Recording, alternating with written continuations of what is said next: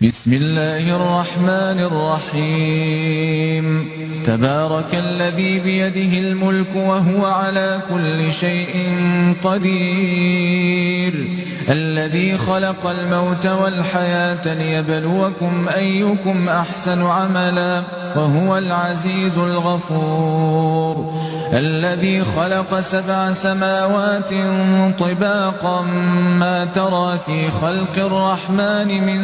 تفاوت فارجع البصر هل ترى من فطور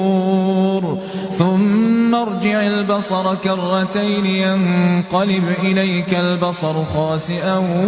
وهو حسير ولقد زينا السماء الدنيا بمصابيح وجعلناها رجوما للشياطين وأعتدنا لهم عذاب السعير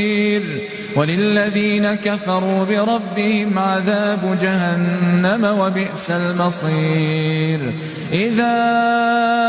ألقوا فيها سمعوا لها شهيقا